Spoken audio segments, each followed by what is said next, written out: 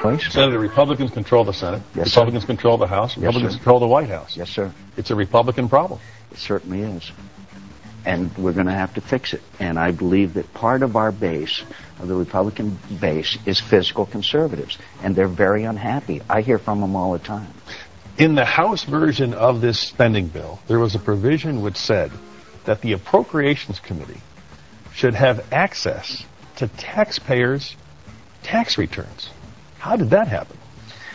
What happens here is that they slap these omnibus bills together. As you mentioned, this one is 9 bills that we should have passed separately. Nobody sees them or reads them. There was a 1,630-page document yesterday that was presented to us sometime in the morning, and we voted on it in the evening. The system is broken. And everybody, of course, wanted to get out of town. Why should Congress have access to citizens' tax returns? According to Senator Stevens' explanation on the floor last night, was that two staffers put in this provision, and no one knew about it until another Senator Conrad staffer discovered it. What was their motive? I don't know. I can't imagine. But the fact that our system is such that could ever be inserted and passed by the House of Representatives, if there's ever a graphic example of the broken system that we now have, that certainly has to be it. How many other provisions didn't we find in that 1,600-page bill? That provision won't become law ever. No. We worked out a procedure where the House, it doesn't matter, but it'll be fixed. But the fact that it got in there in the first place is chilling. Chilling. Well, that was Senator McCain's take on how a 1,600-page bill actually becomes a law without anybody ever reading the content of the bill. Can you hear me before I explain to everybody who I'm talking to? I can. You How are are you, so Randy? stunning. Oh, I'm breathless. I saw you at the Democratic National Convention, but I wasn't that close. I was a little far in the back. Whoa, man. Ladies and gentlemen, a new senator, a senator-elect, if you will, if you may, Senator Barack Obama. How are you, Randy? Great. I like the horns and everything. Yeah. I like that. Well, wait until we get to play this. Mr. Speaker, the President of the United States. Well, Won't that be cool? You planning to have Bush on? No, I only play that for President Bill Clinton. That is for him. That is his unique space here. It is my 11th button on my instant replay, and I only play it when Bill Clinton comes on, and I did want to personally apologize, Chief, for bumping you for the President of the United States. I was bumped. For the President. I was bumped. For the President Okay. of the United States. That's no problem. Anyway. It's great to see you, Randy. It's You were fabulous. in Florida the last time I spoke to you, and I thought you were going to take care of business down there. I tried. Are you done counting votes? I need to know. No, really. What is going on with this party? I know that you have everything to celebrate, and I don't want to take that away from you. No. Listen, the politics is a team sport, and it was a tough night, I think, for everybody. Hopefully, though, everybody's getting over their mourning period. Not me. I've told folks, we got to dust yourself off and get up and get moving. We got work to do.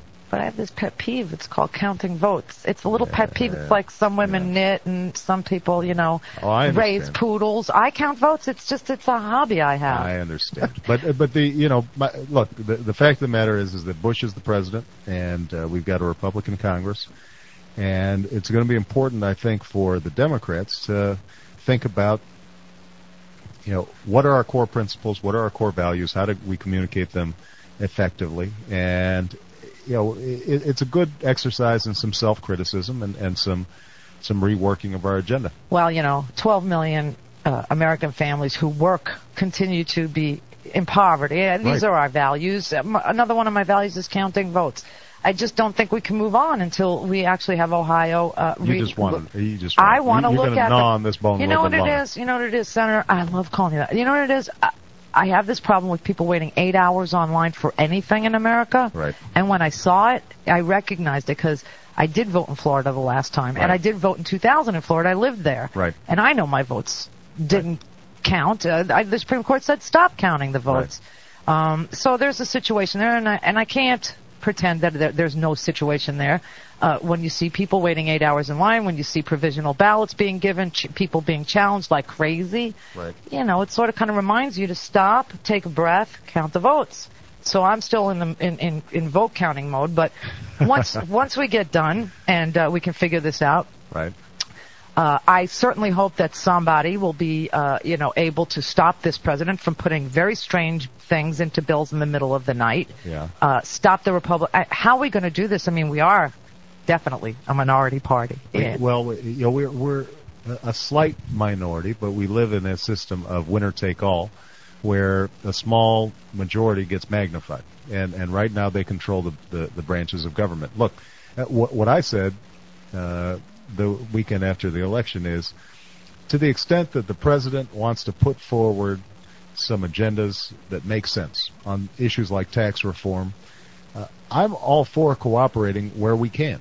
And I'm not going to be looking for areas of difference. I hope that the president, having gotten... I hear music, Randy. I'm sorry, I didn't mean to distract you.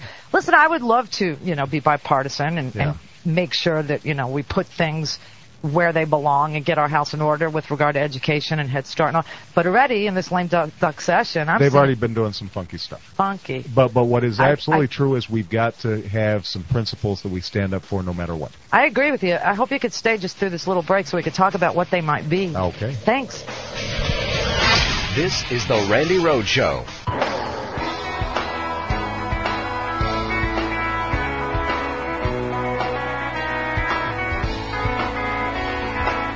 The pundits like to slice and dice our country into red states and blue states.